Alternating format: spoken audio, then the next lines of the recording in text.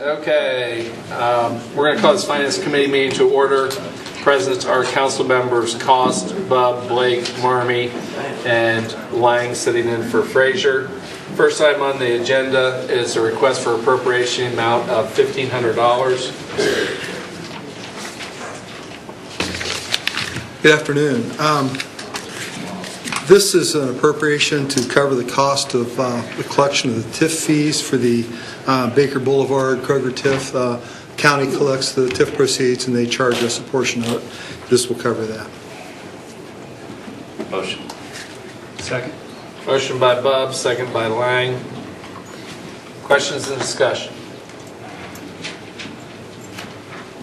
Seeing none, all those in favor signify by saying aye. Aye. Those opposed? Motion passes 5-0. Thank you. Next item on the agenda is a request for appropriation amount of $75,105.89. This is the same thing except it's for the longer burger TIF that was quite substantial because it was a catch-up of about 6 years worth of payments. So it's the same thing as before. Second. Motion by Cost, second by Bubb. Questions and or discussion? Seeing none, all those in favor signify by saying aye. Aye. Those opposed? Motion passes 5-0. Thank you. Sit in now. Councilman Frazier is now present.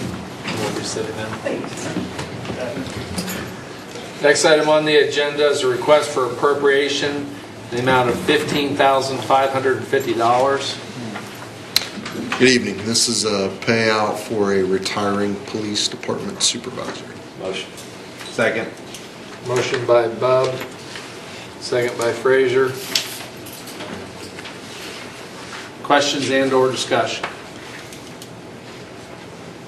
Seeing none, all those in favor signify by saying aye. Aye. Those opposed? That motion passes 5-0. Thank you. Thank you. Next item on the agenda is a request for appropriation in the amount of $184,795.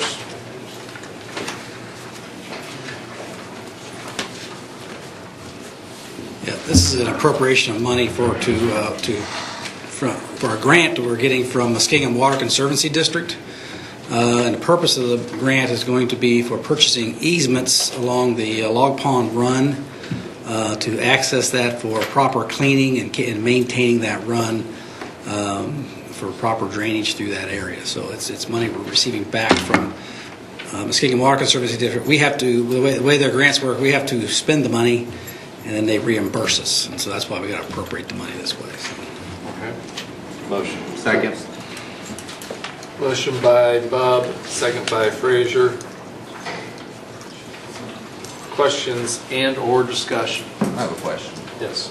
So, have we already purchased the easements, and this is the reimbursement, or this is the? No, this is for professional services to go out and gather the easements. We have to go out and they have to be drawn. They have to, survey. They have to negotiate with the property owners. We have to do those kind of things, and that's what this money is for: is to gain those easements and so.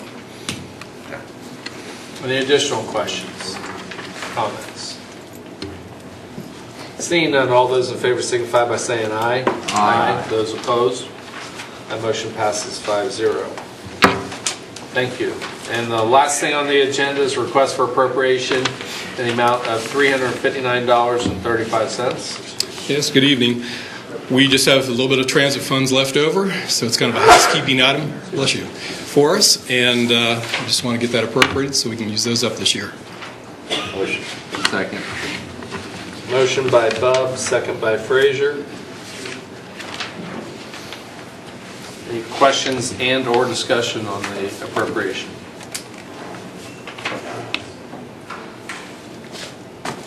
Seeing none, all those in favor signify by saying aye. Aye. Those opposed? Motion passes 5-0. Thank you. Thank you.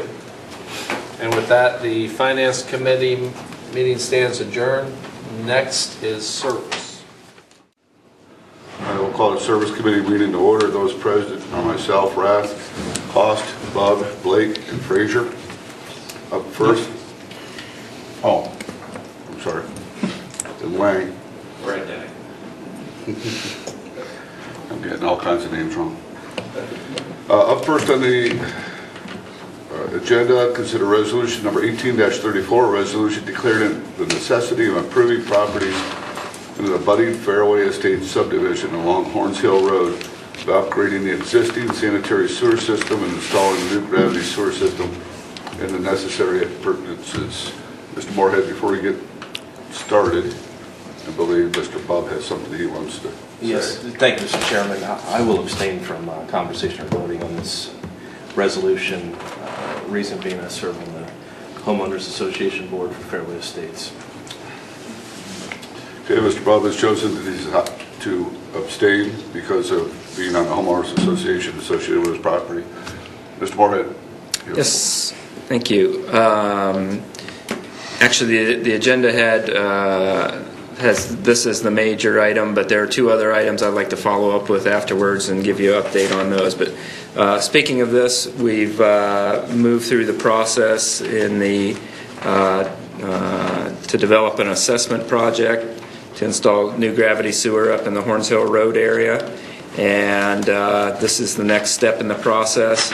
The petitions have been filed with the city. The appropriate number of signatures are on the petition, and this piece of legislation is the next to come about in the formal assessment process. So trying to get this before you, knowing that it's going to be another, what do we have here? 4 weeks until this is actually passed.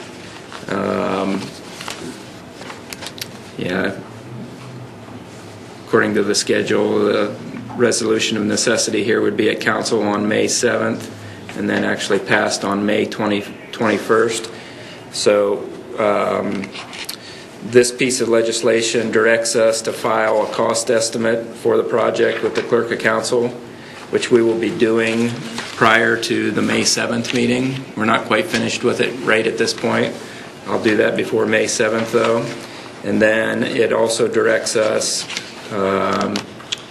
to, in Section 8, to give notice to the property owners that this is that this piece of legislation has been passed. And Section 7 directs us to develop the estimated assessments for each of the property owners. So we'll be doing that also after this is passed. So I guess if there's any questions, I'll try to answer them. And there are several other pieces of legislation that will be along the path after the resolution declaring the necessity of improving the properties here is passed. Assuming it is passed, and depending on if there are objections filed or not, the next piece of legislation will be an ordinance to proceed with the project. If there are no objections that we see after May 21st, we'll come forward with that ordinance to proceed and get that before council. Hopefully that can be passed in June, and then we can have the project out to bid directly after that. What has your feedback been from the people in the neighborhood thus far? In Fairway Estates, the folks in Fairway Estates, we've got 77% of the property owners have signed the petition. 75% was the requirement, so we have the majority there. And there is also the opportunity for any of those that are along Horns Hill Road that will have the sewer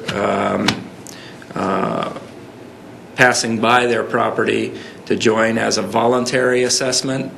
They can choose to have the assessment levied on their property and have availability of the sewer if they wish. We have had some that are not in the Fairway Estate subdivision against the project on the front end. However, so we have changed the project around and not made that a requirement for them. However, they have the ability to join on voluntarily. Any other questions from the committee? Questions from the audience? Mr. Chair. Mr. Lang? Yes, Mr. Moorhead, what's the timeline for completing the project once we get the legislation through? We hope to have it completed by the end of this construction season. Okay. And quick follow-up. Do you have an estimate of how the cost is going to break down in terms of what the residents will see who are subject to the assessment? The estimated assessments that we've been talking about all along have been about $4,200 per benefited property. And if I'm not mistaken, that's assessed onto their utility bill? And No, it is, when the project's complete, they'll have an opportunity to pay it as a lump sum payment at the end of the project, or if they choose not to do that, it can be assessed on their property taxes, and we have chosen to do that over a 20-year period. okay. Mr. Blake? Mr. Chairman, Mr. Moorhead, was there, refresh my memory because there was some discussion about this before. I'm just curious about this. You mentioned 77% of the signatures gathered in Fairway Estates. Mm-hmm. Was there an initial signature gathering point and then there was a second one, or was that where? Well, the law says that we have to have 75% to make the I'm assessment referring project to the go properties forward. that were included in the signature gathering. I don't know what the percentage was counting everyone along Horns Hill Road. Was It that wasn't the first time? 75%. And then went back a second time? Yes, So it correct. was a second time where it was just including Fairway Estates? Correct. And then where did that decision come from? The decision point changed when we chose to allow the folks along Horns Hill Road that are not part of Fairway Estates to be voluntary on the assessment as to be mandatory on the assessment. So, Mr. Moorhead, if somebody voluntarily decides to participate in this, does that affect everybody's assessment? And does it affect it positively? Or It would, adversely? yes, it would drop it somewhat. So as people volunteer to, everybody's bill should go down. There are somewhat. 44 properties on the assessment right now. So if one additional person signed on, it's not going to drop it very much. Mm-hmm. If 10 additional people signed on, it would have a bigger impact, of course. Okay. All right. Mr. Costa? What has the reaction as far as the voluntary? Has that been a? I've got 2 people that have shown interest. One, I think, is for sure, and then the second is still trying to decide whether he wants to join in or not.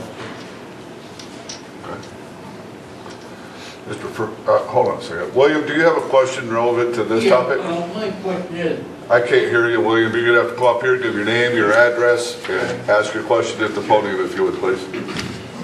my name is Emerald Wynn Butcher, 263 Union Street. There's one question I'd like to ask you.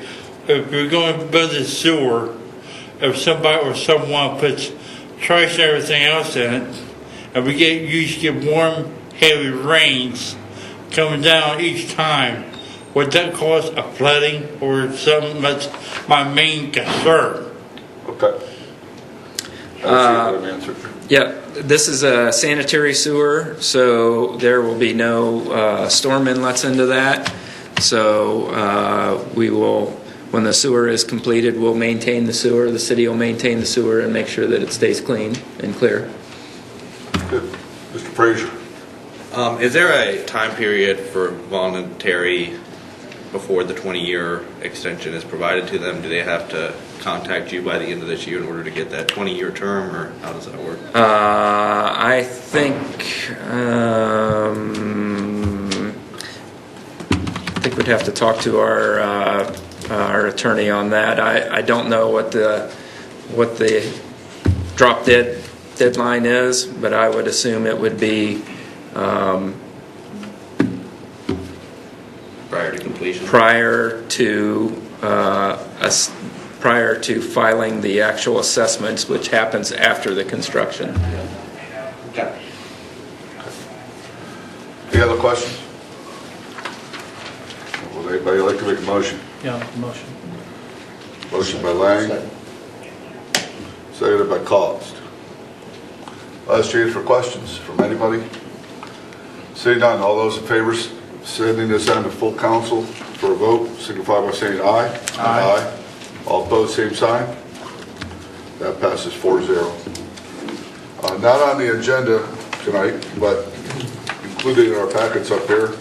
Moorhead, you have a couple other things that you want to talk about? Yeah, there are two other items just for information. First of all, I sent you a map of the Cherry Valley Stormwater Master Plan area. So just to let you know, that's been an item we've been before you and discussed in the past.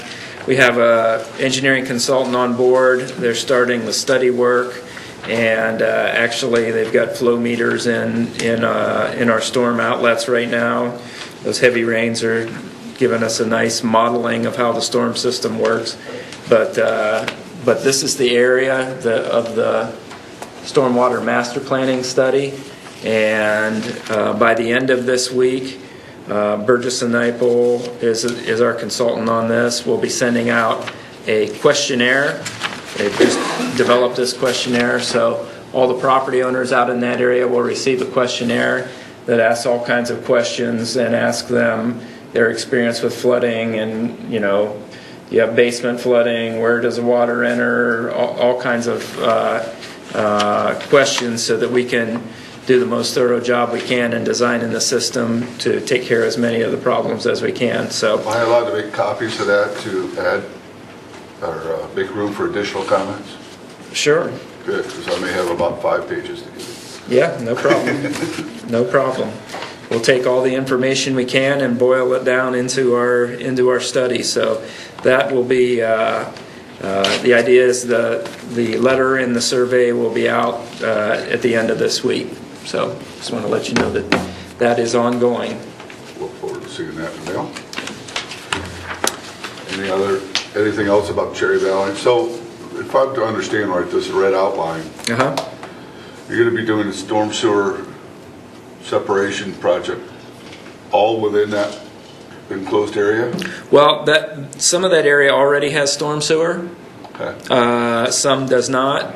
We're going to be looking at that entire area though, because that's kind of the drainage area that we've had the most problems. So we're going to be looking at that entire area, reviewing the existing system versus what is actually needed, and then coming up with a master planning document with an idea of the piping and the sizes and so forth needed to serve this entire area.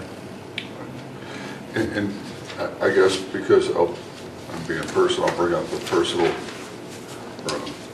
an issue that I noticed actually today on West Main Street between Kaufman and Builders. I know we had an excessive amount of rain yesterday, but that's still wet and draining today. I don't recall seeing that before. Yeah. You're aware of that? The heavy rains are kind of perfect for this type of study. Actually, it gives us a good indication of where the problems are and where the standing water is and so forth. Actually, Burgess and Nyepel had a lot of photos and documentation from the heavy rain that we got back in July last year, where there was a lot of yard flooding and street flooding and so forth. So combine this all together with the flow meters and then the input we get from the surveys, I think we'll have a really good study out in this area. And when I say wet, I mean there's still flowing water there. Oh yeah. Which I thought was odd, having not seen that, traveling that every day for a number of years. Any other questions on Cherry Valley from anybody? The work that you're showing here, is that, as far as time frame, is that in conjunction with the Thornwood project, as far as across the bridge and the crossover? Is that after? What's your thoughts? This is a preamble. Right. sort of two separate projects running together. It's not specifically tied to the Thornwood Crossing project, but we realize that upgrading Thornwood further to the south is going to be something we need to continue doing after the new bridge is built. So this is just a separate project that'll be running independently. This will all be city funding through funded through the stormwater utility. This entire area will be broken up into projects over, we're going to look at, part of the study is going to determine how many dollars of improvements do we have to make, and then how many years can we afford to do that. We'll identify how much money we can spend each year to put towards the improvements, and then, we'll be able to project how many years it'll take to get it all done. Brian, how will this impact the already Buckeye Corridor stormwater plan that you have, or will these be working two separate plans? Or I mean, all these. Yeah. I guess with the studies that you get done here, will you develop a similar type map for this area that you did for the other one? It will be similar. Yeah. So those are two separate areas we'll be continue working on. And will the dollars from here be specific for this and not? Yeah, we had a rate increase, what was it, Roger? Last year? Year and a half ago. And the purpose of that rate increase was to serve this area here. The rate increase went across the whole city. But the incremental increase was to allow us to fund this project out in this area, to start collecting to be able to serve this project. That actually includes additional work. Buckeye. What was that? I'm sorry. The rate increase included Buckeye and Cherry Valley areas projects. So we increased the rate, that was for both those projects. So we can continue to work at both. So Mr. Loomis, Roger Loomis is speaking, just to reiterate that. You're saying that the rate increase that we had recently was to cover the cost of both Buckeye Avenue as well as the Cherry Valley area. Okay, thank you. Just wanted to get that on the speaker so we could hear it. Should have made you come up. Any other questions on the Cherry Valley project from anybody in the audience, anybody in the committee? All right, moving on. And the third and final item is you have a map that looks like this that was in your packet. If you notice along our south corporate limit, the yellow line is our existing corp line, which is a straight line. Unfortunately, that line does not follow along the property lines along those properties that abut there. So our corporate limit actually cuts through people's backyards and side yards and bisects all kinds of different properties all the way down through there. Newark and Heath have been talking over the last several months and feel that this is something that we'd both like to get cleaned up. And so we're going to be working with Eddie Hunt down in Heath and try to develop a way to balance out those lines. Some of the properties will be officially in Newark. Some will be officially moved into Heath. Basically, the corp line will follow the property lines as opposed to bisecting through properties at that point. So there are several rules that we need to follow. Our law folks will get involved with that as we move along, but anyhow, I just wanted to let you know that we're looking at that and we'll be coming forward probably within the next couple of months with legislation to allow us to make those corrections to the corp line. Would it be fair to say that we should anticipate a slew of annexations? My understanding is no, that it wouldn't actually be an annexation. From what the folks in Heath tell us who have researched it more than us, the joint legislation by Heath and by Newark will allow this agreement to be made. Are these involving, and it's difficult to see on this map. Yeah, it is very small. But, is this involving primarily residential properties or commercial properties or a mix? It's a mix. It's a mix. The majority, I would say, are residential properties. But for instance, like Newark Manacor is one of them. There are some commercial properties down through there. Is this going to affect anybody's personal or business taxes? We're looking at that, and the idea will be that it will not affect. That's part of the balancing act. Okay. Okay, fair enough. Any other questions for the committee on this issue? Any questions from the audience on this issue? Yes, sir. Come forward, state your name and address, please. Stephen Smith, 237 Violet Court. Is anyone's school district assignment going to be affected by this? No, it will not. Good question. All right, I see no other questions. Thank you for keeping us informed ahead of time. Yep. We appreciate that. That's all. Okay. Thank you. That concludes the service committee. We'll stand adjourned. Up next will be capital improvements. I'm sorry, scrap that. Up next will be safety. I'd like to call the Safety Committee meeting to order. Present are Mr. Blake, Mr. Rath, Mr. Fennell, Mr. Frazier, and myself. This evening on the agenda, we have a discussion on the ordinance number 18-10, an ordinance amending Chapter 618 of the Codified Ordinances of the City of Newark, Ohio, with regard to the city-owned or operated dog park. Mr. Frazier.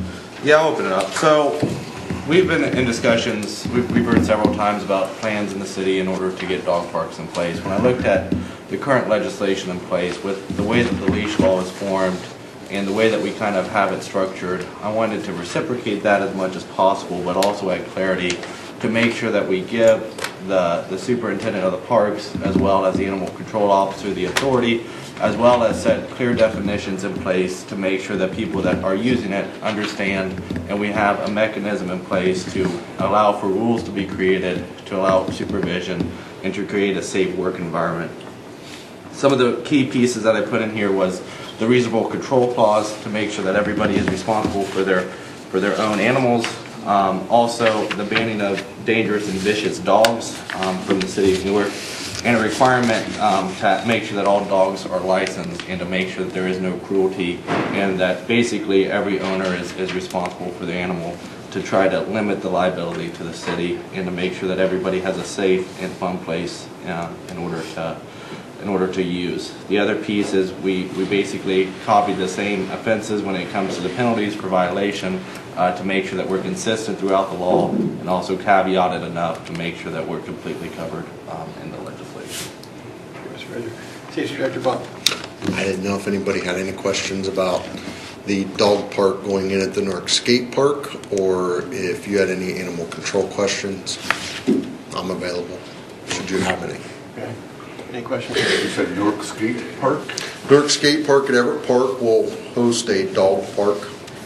So, timely addition to the legislation.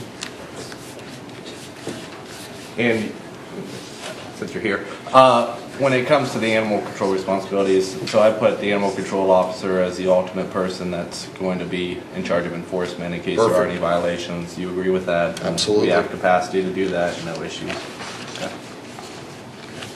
Okay. Can I get a motion? Motion. Second. Motion by Rath. Probably should have gone first. Here. Let you. Second by Frazier. Mr. Chairman. Yes, Mr. Blake. I still have questions. So Yeah, that's fine. I was going to call for questions. I was going to call for questions. Go ahead. Director Baum, you just said that you believe we have one animal control officer. Is that correct? Correct. So what, I guess to the sponsor of the The city legislation. of Newark has one animal control officer. Right. County has more than that.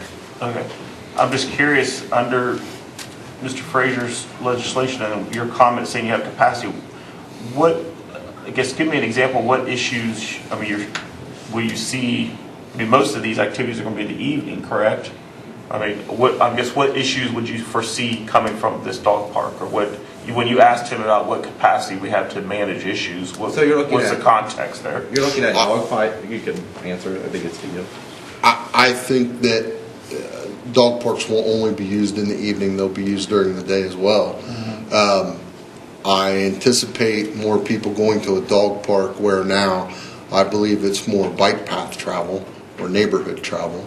What use might an animal control officer find himself at a dog park that in a city park the dog is on a leash except in areas where they're allowed to be off leash, to not necessarily conduct an inspection but visually ensure that all dogs are licensed. Also, we do not have so large of a dangerous dog population that our animal control officer is not personally familiar with a lot of those people.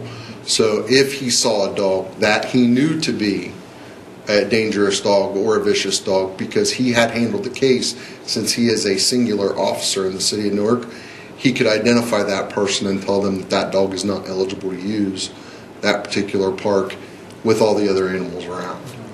So those are some of the basic things that I see an animal control officer doing at a dog park. Thank you. Sure. Any other questions from the committee on this? Any questions from the audience? Mr. Costa, if you could start, please. It's sort of a question for Director Bond. What do we do about those kind of issues in the after hours of the animal control officer's time that he's on duty? I guess that's a question for any animal issue after hours for the animal control officer, but specifically for the dog park. A patrol officer will handle the problem. If they're incapable of handling the problem, the on-duty supervisor will give consideration to calling Toby in an overtime status, our animal control officer, Toby Wills.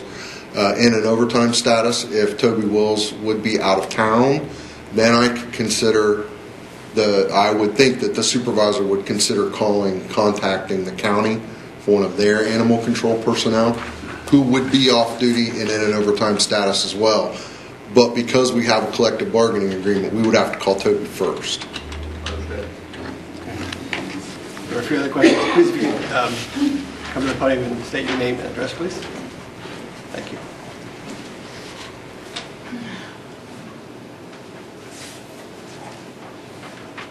Rochelle Volan-Smith, 237 Violet Court. I was wondering whether the areas were going to be completely separated, the skating park and the dog park, to make sure that it's a safe place for the kids. Not only is the dog park fenced off from the skate park, but the individual, let's call it a small dog, big dog area of the dog park is separated from each other by fencing as well. Okay.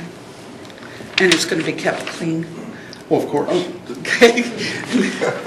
We'll cut the grass, we'll pick up the dog park, absolutely. Okay, I thought maybe Yes, owners were responsible for that. I don't know that there's already a rule in place that owners would be. I would hope owners would be responsible, but we all know not everyone is responsible. Yeah, so the city of Newark will pick up the slack on that. Thank sure. you. You're welcome.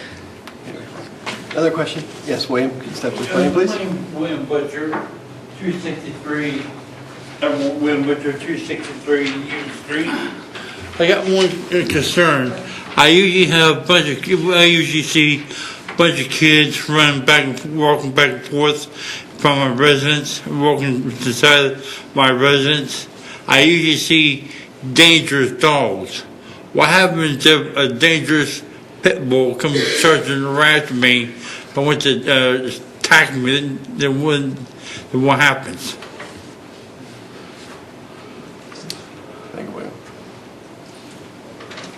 As always, I would advise anybody who has an animal complaint to contact the Newark Division of Police.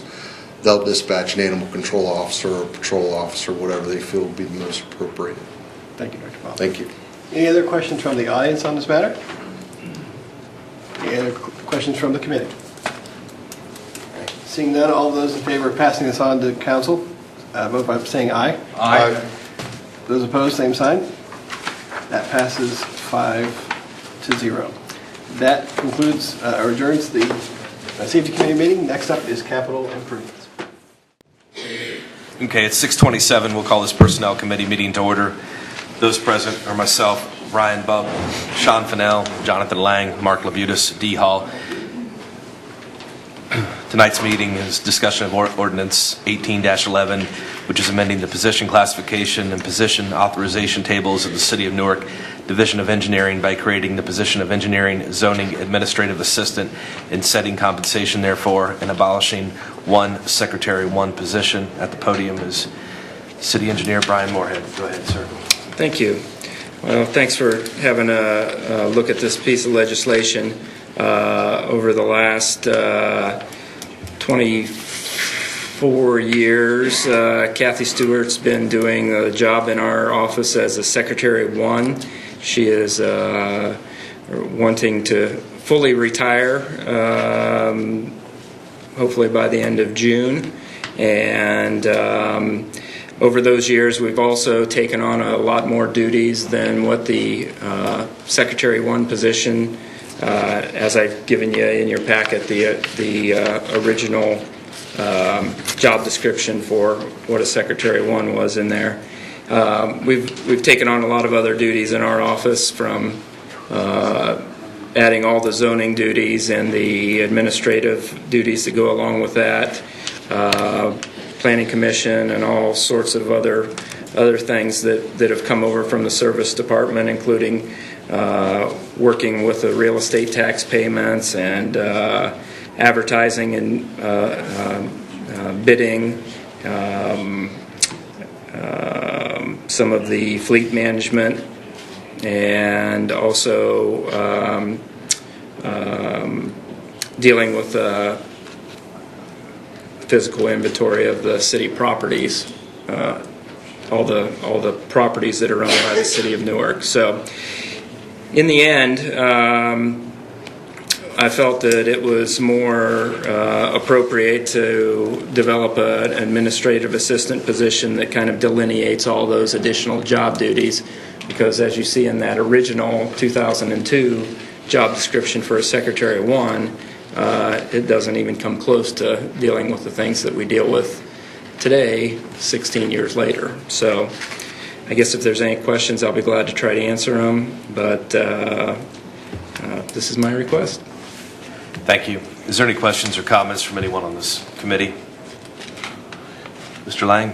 Yeah, Mr. Moorhead, so what's the net impact to your budget then of moving from the Secretary 1 position to the administrative assistant? It's $1.24 an hour difference.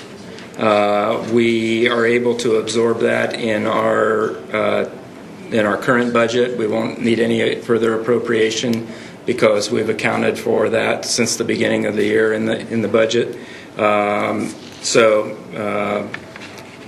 Basically, that's the difference. The pay range would go from a 30 to a 34, and that is the $1.24 an hour difference.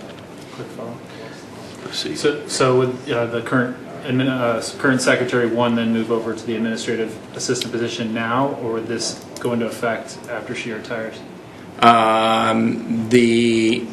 The current secretary, Kathy, who's our current secretary, she officially retired at the end of 2012. She's been part-time for us since that time. She officially wants to retire fully, though, at this point. So my goal would be that if everybody's in favor of this, I'd ask you to waive the 2-day reading. If we get to council on May 7th, get this passed, I can go through the advertising and get somebody on here in June to spend a couple of weeks with her before she officially leaves. That's my ultimate goal there. Okay. Further questions or comments from this body? Anyone from the audience? Okay. See none, I will entertain a motion. Make a motion. Second. Motion by Lang, second by Labutus. one more time for any questions or comments. Seeing none, all those in favor of moving this on to full council can signify by saying aye. Aye. Those opposed, motion passes 5-0. Best wishes, Mr. Great, Moorhead. thank you very much. With that, this Personnel Committee will stand adjourned. Okay, at 6:33, I'd like to call this meeting of the Capital Improvements Committee to order. Those present are myself, Jonathan Lang, Sean Fennell, Mark Labutus, Jeff Rath, and Dee Hall. But first on the agenda, we've got Resolution 18-33 appropriating monies for the current expenses of the municipal corporation. Section 1, we've got an appropriation in the amount of $60,000. I see Mr. Director Baum's at the podium. Director Baum. This is for 3 plane cars for use by detectives at the police department. Any discussion from anyone on the committee? Mr. Rath? There's newer replacements. New. What are they using? New replacements, I should say. So they're replacements. They're replacing cars, but these are new cars. Well, I wouldn't expect you to replace used cars with used cars. Well, it wouldn't be the first time in the history of the police department that we could only afford used cars. So what I'll say is Marion Matthews Ford was kind enough to reduce sticker to help a law enforcement agency. So we were able to secure 3 Marion Matthews Ford, a Matthews Ford in Marion, Ohio. Okay. Provided us with 3 new vehicles, new SUVs for detectives to use in the daily performance of their duties at the Newark Division of Police. Additional questions from the committee? From the audience? Mr. Butcher, if you could come to the podium, please. I'm Member Wayne Butcher, 263 Union Street. I'd like to know how much these brand new marked cars will be costing you. $20,000 each. There are 3. Okay, I can live with that. I say that those 3 cars, they should pass. Thank you, Mr. Butcher. Thank you. Any further questions from the audience? With that, I'll entertain a motion. Make a motion. Second. Mr. Rath. Motion by Mr. Rath, second by Mr. Labutus. Any further discussion from the committee, from the audience? Or with that, we'll vote to send this on to full council. All those in favor signify by saying aye. Aye. All those opposed, same sign. That passes 5-0. And with that, this committee stands adjourned, and full council. Sir. Oh, sorry. Second one? Oh, I've got a copy of it.